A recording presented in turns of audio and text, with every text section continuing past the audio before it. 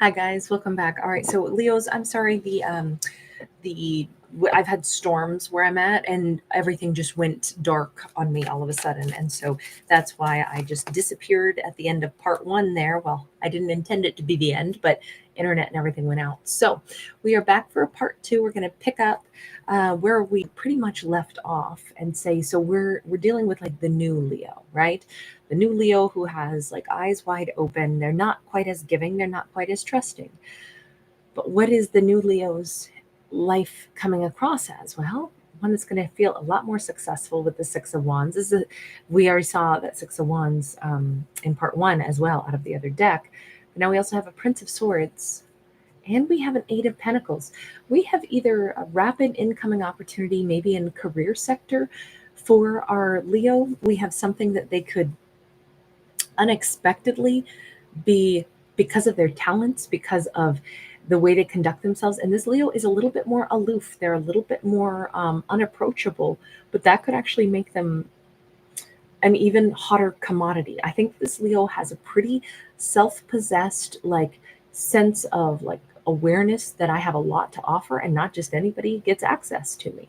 Not just anybody can approach me. I feel like there's this kind of like haughty energy where I think Leo's a little harder to get, and that could be actually making them more attractive, particularly maybe in the business world. Leo could, interestingly enough, because they won't lower their prices. If they have a business, they don't just give away their services. If Leo is, whatever Leo does, they have set their value. Nobody is going to devalue this Leo. And that could serve them very, very well in especially realms of the business world. They come across as someone who is not going to they're not going to be an overgiver, not at all. And it's changing opportunities that are opening up for them. Something's coming in really fast. Huh. Seven of Swords, but the Queen of Pentacles as well. And you know what? Leo does the same thing that we've already said that they're going to do with everything now. They say, somebody wants to offer me something. Why? What are they not telling me? Once again, Leo goes to the what is it that I don't know about this situation kind of attitude. What is it that I don't see about this situation? They want me because obviously they see me as somebody who has a lot to offer. Are they hoping that I'm going to give a whole bunch? Because I'm not. I'm not going to work 10 times harder to build somebody else's opportunities in life. This has to be really good for me. If they're thinking that I can do 8 different jobs for the price of one, oh, hell no.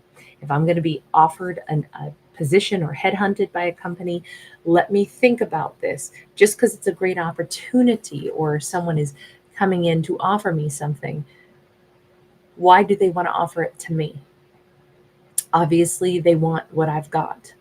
So, what am I worth? What value should I put on myself?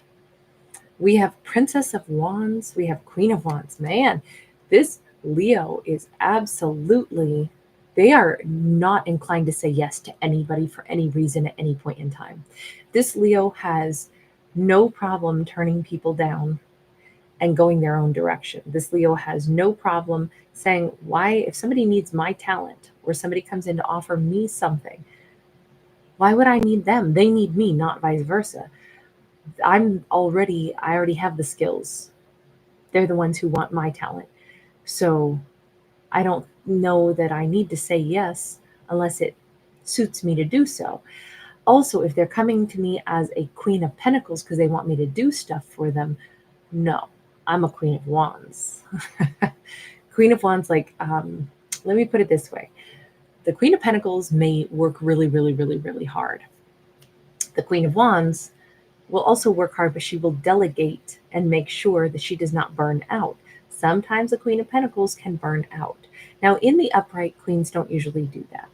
But I'm just pointing out the Queen of Wands is the energy that Leo is pulling from, and especially this Princess of Wands, which is like, I think Leo is going to shock people that are coming toward them to offer them things. And I think Leo will almost immediately like they're going to be a much tougher negotiator to make sure that they get something of greater value for themselves. They're also going to look at anything that somebody wants from them and be like, but I can already do that myself. Why would I give you a part of my energy and a cut off of my energy when I can do it myself? I'm the one you need, not vice versa. And I just think, and maybe that sounds a little harsh, a little calculating, but I think it's just kind of Leo being straightforward with, remember, they made themselves a promise. I'm not going to be somebody that attracts a bunch of sharks that want my value and want to take from me. I'm going to make sure that I get plenty for myself. I think that's super important for this Leo. Ace of Wands and the Lovers. In business, Leo may literally tell somebody no, they're not interested, and they may go ahead and just continue on. They may be doing their own thing in business. They may be representing themselves and choosing to not let anybody else absorb them and have Leo work for their company. Leo might be like, nope, I'll come in as a consultant, but it'll be my consulting company. I won't work for you. You can hire me. I'll contract for a specific task, but I won't be coming in to work tirelessly for you so then you can also take my ideas. No, my name goes on my product. I feel like that's the negotiation tactic of a Leo now. Now, when it comes to love and romance, this Leo is also very different now. They may find someone or come across someone, possibly a Gemini, that they're very attracted to. And if they become attracted to somebody, the Leo themselves may be the one that either pursues it a little bit, openly, lets it be known that this is, they may be more bold than they've ever been in matters of the heart, just like they're more bold than they've ever been in matters of negotiation for business purposes. But when it comes to romance, I really think that this Leo is they're very warm. They're very confident, but I think that they're going to have no difficulty meeting somebody's eyes. They're not going to shy away. They're not going to pretend that I don't know if they're really looking at me. They probably aren't that interested in me. This Leo is not going to have any question mark about, I can believe that somebody would really want me that I want in return, because again, I see myself as a person of value. So important for our characters to see themselves as someone with value. And if anything, I think that this Leo is going to be really, I think they've wanted to have like a real love, a happy relationship. And I think they're going to be very open about that. What they want is somebody who would make accommodations just like Leo would to make a relationship work, to make something be happy. Even if it were a long distance relationship, it's like, well, then we're going to have to figure out how we shore up the distance and how we actually, if we're not both willing to make concessions so that we can be together, then it's a no-go. But I'm not going to easily let go of a relationship. I think that this Leo is basically saying what they're attracted to now is somebody that would be on the same page as Leo is and say, if we want this beautiful relationship, if we're choosing to hold on to each other no matter what. It's us. It's the relationship that matters more than anything. Doesn't matter what the difficulties are. We're going to protect us, the relationship between us. We're not going to let other things rip us apart. And I think Leo's been looking for that for a long time. I think saying, I'm not going to settle for a relationship that doesn't have an incredibly strong bond where the two of us both, are making profound efforts to always protect our relationship and our happiness. It's such a different mindset, but it's also so simple. Leo simply wants the happiness now. To get that happiness, they're so much more like eyes wide open now with what it takes to get what you want in life. Value yourself. Make sure you choose people that are on the same page with you. Love wholeheartedly and choose only relationships that could really bring great joy and happiness because two people are choosing each other. I mean, that's kind of the secret here, which doesn't sound like a secret at all. It sounds very straightforward. But I think that our Leo had to get over an ex to be able to like really clear their head and clear their palette of, whatever wrongs they had been done before. I don't even think it matters to Leo anymore. We saw that in part one. We saw them saying, it doesn't matter. I don't want an ex back anyway. I'm not dreaming of a romance with somebody. In fact, the only way to make my life balanced and better is for the person who did me dirty to not come back. I don't want that in my life. I want better. I deserve better for me. And I'm going to be open-eyed enough and truthful enough to really welcome only the best in for myself. I really like the fact that this Leo is so empowered. Is there anything left to say about that X energy that we saw? Knight of Wands, Two of Cups, Four of Pentacles. Unfortunately, that relationship could have been extremely meaningful and should have been something beautiful.